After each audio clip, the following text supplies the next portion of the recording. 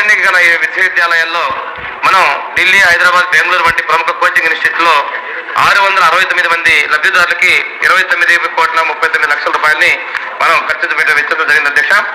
ఉన్నత స్థాయి మరియు క్రమశిక్షణ నాణ్యమైన విద్యుత్ అందించాలనే ఉద్దేశంతో బెస్ట్ అవైలబుల్ స్కూల్ పథకాన్ని మనం కొనసాగిస్తూ ఆ పథకం కింద డే స్కాలర్స్కి 20,000, అదేవిధంగా హాస్టల్ విద్యార్థులు 30,000 చొప్పున మొత్తం 23,389 మంది లబ్ధిదారులకి 165,29,00,000 రూపాయలు మనం వెచ్చించడం జరిగింది అధ్యక్ష.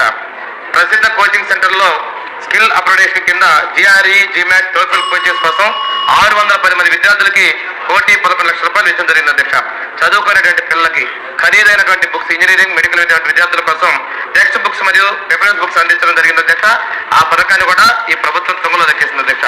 ఈ పథకం కింద 31,018 మంది విద్యార్థులకి 23,42,00,000 రూపాయలు ఇచ్చిన జరిగాక, ఇంకోటి పేద విద్యార్థులు విదేశాల్లో చదువుకోవడం కోసం డాక్టర్ బిఆర్ అంబేద్కర్ విదేశీ విద్యానిధి పథకం ద్వారా 433 మంది లబ్ధిదారులకి 32 కోట్ల రూపాయలు మనం పంపిణీ చేస్తే, ఈ పథకాన్ని చాలా దారుణంగా అధ్యక్ష, దుర్మార్గంగా ఆనాడు ముఖ్యమంత్రి అంబేద్కర్ గారి పేరు తీసేసి తన పేరు పెట్టుకొని లబ్ధిదారులకు ఉన్నటువంటి యూనివర్సిటీల సంఖ్యను తగ్గించి దాన్ని మనం ఇచ్చే గత 14-19 ఇచ్చిన దానికన్నా కూడా చాలా తక్కువ మొత్తాన్ని ఈ పథకాన్ని ఆఖరి సంవత్సరంలో చేయడం జరిగింది అధ్యక్ష.